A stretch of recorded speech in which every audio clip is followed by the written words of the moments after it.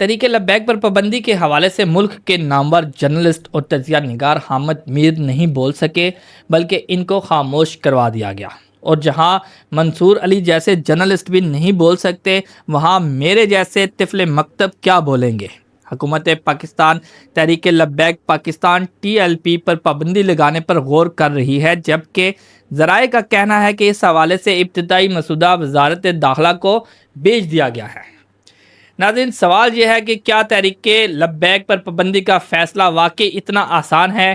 کیا یہ تنظیم ان دہشت گرد گروپوں جیسی ہے جن پر ریاست پہلے ہی سخت کارروائیاں کر چکی ہے، یا یہ ایک مذہبی اور سیاسی جماعت ہے جو نظام کے اندر رہ کر اپنا موقف پیش کرتی ہے؟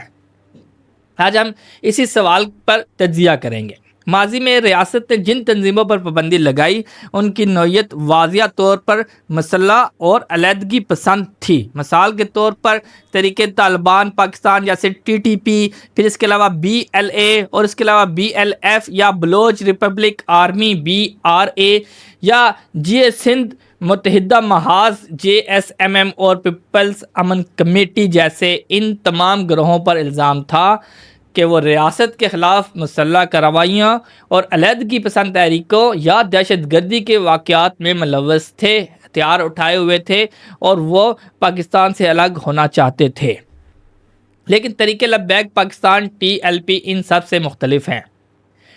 ان تنظیموں کو کالعدم قرار دینا حکومت پاکستان کا حق تھا، لیکن یہ جو TLP ہے یہ ایک مذہبی سیاسی جماعت ہے جس کا قیام 2015 میں علامہ خادم حسین رضوی صاحب نے کیا، اور اس کا بیانیہ ناموس رسالت کے تحفظ پر مرکوز ہے۔ TLP کا ڈھانچہ سیاسی جماعت کی طرح ہے، یہ الیکشن کمیشن میں رجسٹرڈ ہے، اس کے امیدوار اسمبلیوں کے لیے الیکشن لڑتے ہیں، اور 2018 کے عام انتخابات میں یہ جماعت پاکستان کی تیسری بڑی جماعت کے طور پر سامنے آئی۔ اعداد و شمار کے مطابق TLP نے تقریباً 29 لاکھ سے زیادہ ووٹ حاصل کیے تھے، جو پاکستان مسلم لیگ نون اور تحریک انصاف PTI کے بعد تیسرے نمبر پر آتے تھے۔ پنجاب میں TLP نے کئی حلقوں میں مسلم لیگ نون کو ٹف ٹائم دیا اور ووٹ بینک میں اہم کردار ادا کیا۔ پاکستان کی سیاسی تاریخ میں احتجاج ہمیشہ سے سیاسی اظہار کا ایک طاقتور ذریعہ رہا ہے۔ 2007 میں وکلا تحریک نے فوجی حکومت کے خلاف پورا نظام ہلا دیا تھا۔ 2014 میں تحریک انصاف اور عوامی تحریک کا دھرنا اسلام آباد میں 126 دن تک جاری رہا۔ 2017 میں TLP کا فیض آباد دھرنا توہین مذہب کے معاملے پر ہوا، جس نے حکومت کو سمجھوتے پر مجبور کر دیا۔ 2022 میں PTI کا لانگ مارچ KPK سے اسلام آباد تک پہنچا۔ یہ سب احتجاج پاکستان کے سیاسی عمل کا حصہ ہیں، اور ریاست نے ہمیشہ کبھی مذاکرات، کبھی کنٹرول اور کبھی صبر کے ساتھ انہیں ہینڈل کیا۔ تو سوال یہ ہے کہ اگر احتجاج سیاسی حق ہے تو کیا TLP کو صرف احتجاج کی بنیاد پر کالعدم قرار دینا درست فیصلہ ہوگا؟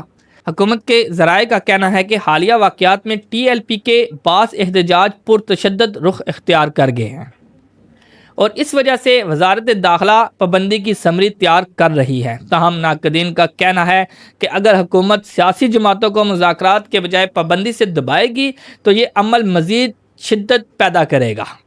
تجزیہ کاروں کا کہنا ہے کہ تحریک طالبان پاکستان، بلوچ لبریشن آرمی یا پیپلز امن کمیٹی جیسی تنظیمیں ریاست کے خلاف ہتھیار اٹھا چکی تھیں، جبکہ TLP نے انتخابی سیاست کے اندر رہ کر عوامی نمائندگی حاصل کی ہے۔ ایسے میں اگر سیاسی اور مذہبی جماعتوں کو بھی پابندی کے زمرے میں لایا گیا تو سیاسی دروازے بند ہونے کا خدشہ پیدا ہوگا، اور یہ بات تاریخ نے بارہا ثابت کی ہے کہ پاکستان میں سیاسی یا مذہبی معاملات دباؤ سے نہیں بلکہ مذاکرات سے حل ہوتے ہیں۔ آخر میں یہی سوال باقی رہ جاتا ہے، کیا حکومت ایک بار پھر مکالمے کا راستہ اختیار کرے گی یا ایک نئی پابندی ایک نئے محاذ کو جنم دے گی؟ اب PTI کے بڑے احتجاج کی طرف آتے ہیں۔ یہ مارچ KPK سے نکل کر اسلام آباد پہنچنے تک ایک واضح روٹ پر ہوا۔ اس مارچ نے عوامی توجہ حاصل کی اور راستہ قابل ذکر تھا۔ PTI کے کارکنان خیبر پختونخوا KPK سے روانہ ہوئے اور پہلا مرحلہ پشاور رہا۔ پشاور سے نکل کر انہوں نے اٹک کراس کیا، پھر 26 نمبر کی جانب گزرتے ہوئے سری نگر ہائی وے استعمال کیا۔ اسی راہ سے وہ اسلام آباد کے نزدیک داخل ہوئے۔ اسلام آباد آمد پر یہ مارچ بلو ایریا تک پہنچا اور پھر ڈی چوک تک گیا، جہاں بڑے پیمانے پر احتجاج ریکارڈ ہوا۔ آخرکار اسی موقع پر سیکورٹی فورسز نے کارروائی کی اور احتجاجیوں کو منتشر کیا۔ آخری وقت تک مذاکرات جاری رہے، لیکن جب پی ٹی آئی نے ان کی بات کو رد کیا اور اپنا احتجاج جاری رکھا، پھر حکومت کی جانب سے سخت ایکشن لیا گیا۔ اب دوسرے احتجاج کی طرف آتے ہیں کہ اب کشمیری عوامی تحریک کی بات کرتے ہیں۔ اس تحریک کے احتجاج کو ابتدا میں سختی سے دبانے کی کوشش کی گئی۔ مقامی سیکورٹی نے ڈنڈوں اور کنٹرول کے اقدامات کیے، مگر جب کشیدگی بڑھی تو بالآخر مذاکرات کے ذریعے مسئلہ حل پایا گیا۔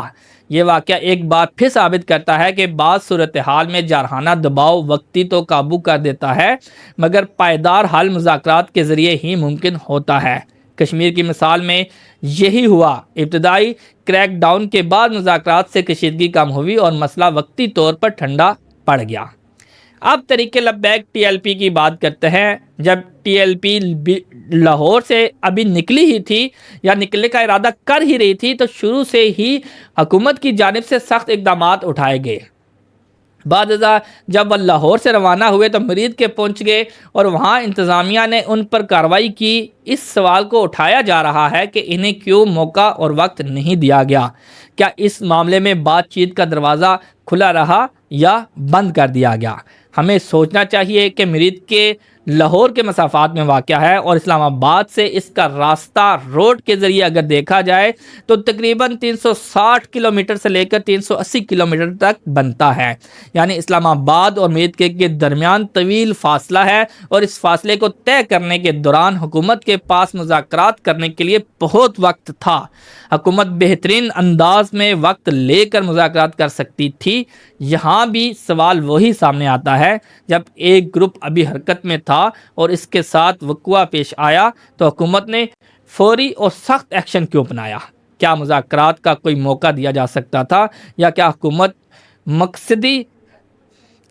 کا مقصد فوری کنٹرول حاصل کرنا تھا؟